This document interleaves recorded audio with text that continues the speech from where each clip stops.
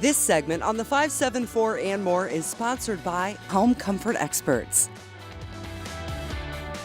You're watching the 574 and More. Thank you so much for joining us today. And also joining us is James Olesen, Operations Manager for Home Comfort Experts. Thanks for coming in. Glad to be here as always. You have a pipe with you. I do. What are we talking about today? So, one thing that a lot of people forget about, we've made it through winter.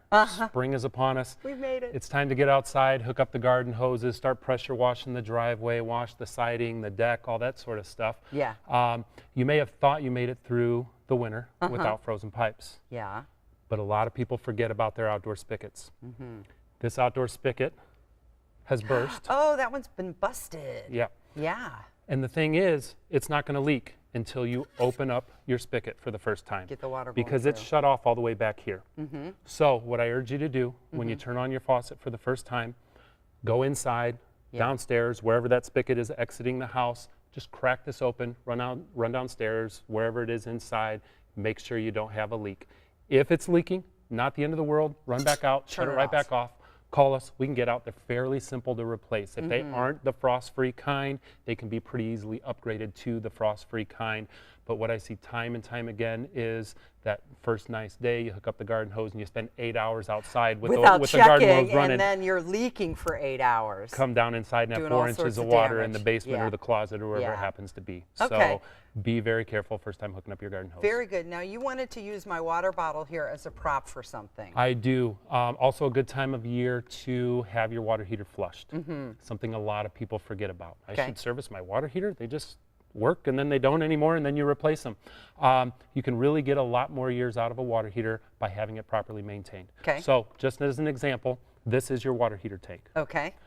Over time it will start to build up with calcium and lime and rust and all the sediment that's in our water. And so picture the bottom of this just a third of the way full with just crud. There's a spigot at the bottom of every water heater. You can hook up a garden hose, flush it into a sump pump, flush it outside, and get a lot of that sediment out of it. Not only do you have nasty, cruddy water in there that you're bathing with and using for cooking and that sort of thing. Washing the dishes and the baby's bottles. Absolutely.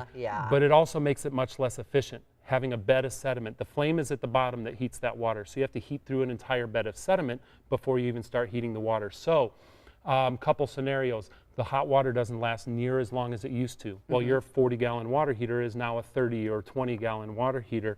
Also, the water isn't as hot as it used to be. So you keep having to go down to the water heater and turn it up and up and up. Both are signs that your water heater could use a good flushing. If it's been too long, that stuff is just baked so hard that you'll never even get it out.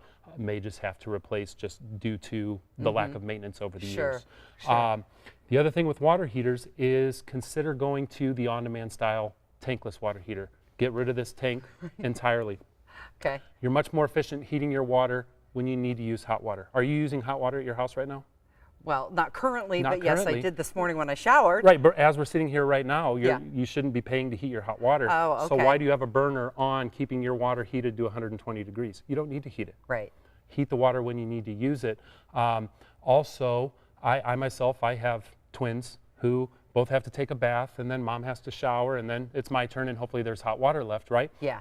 I have a tankless water, I have 24 hours a day of hot water if I want it. So if you find yourself in that position where the kids are getting older, the showers are getting longer, we're getting into summer, they're outside getting dirty and taking more baths and showers. Might be time to consider a tankless. Might be time to go tankless. It's going to be more efficient and Dad always gets a hot shower. Always looking out for Dad. Yeah, absolutely. Okay, and this is something obviously that Home Comfort Experts can take care of. And quickly tell us about the furnace special that's still going on. So we still have our winter replacement free furnace special. It legitimately is a free furnace. Purchase the air conditioner, get the furnace for nothing.